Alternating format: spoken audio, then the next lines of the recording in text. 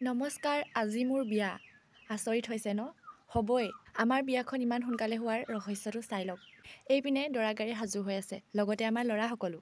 আৰে ভাই, মোৰ বিয়া হ'লে জানো মোৰ ঘৰত দৰা গাড়ী থাকিব? আচলতে আমাৰ গাঁৱৰে দাদা এজনৰ আজি বিয়া, গতিকে ময়ো ওলালোঁ দৰাৰ লগত। ২-৩বাৰ গাড়ী আগুচি ধৰিছে, মানে এইটো এটা ধেমালি। স্কুটিত চেনি নিদিবা ৰৈ আছে।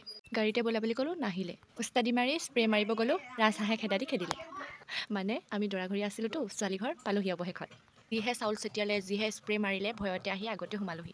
এয়া আকৌ আপোনালোকৰ পটেশ্বৰী সমাজত বহি আছে কইনাৰ অপেক্ষাত। এইপিনে দৰা আৰু দৰাৰ সখী, এইফালে মৰমৰ ভণ্টিসকল, মানে মোৰ ভিডিঅ' চোৱা অনুৰাগীসকল। তেওঁলোকে ক'লে আমিও মিনি ব্লগত উঠিম। দৰাই যিহেতু কইনাৰ কাৰণে অপেক্ষা কৰি আছিলে, আহিলে দিয়ক বাৰু। বিয়া ঘৰ যেতিয়া খানা মেইন, গতিকে আমি খানাটো খাই ল'লোঁ। এইগৰাকী মোৰ লগৰ, হায়াৰ ছেকেণ্ডাৰীত একেলগে পঢ়া। সকলোবোৰ নিয়ম হৈ যোৱাৰ পাছত ছোৱালী ঘৰখন একেবাৰে নিতাল মাৰিলে, মানে ছোৱালী উলিয়াই দিব হ'ল। এই সময়কণ কিন্তু ছোৱালী এজনীৰ কাৰণে বহুত দুখৰ সময়, এক বুজাব নোৱাৰা অনুভৱ। ৰাতিপুৱা ৪ বাজিবৰ সময়ত আমি দৰা ঘৰ পালোহি। কইনাক আদৰাৰ নিয়ম কৰি আমিও ঘৰতে বুলি আহিলোঁ। তেনেহ'লে আজিলৈ বাই।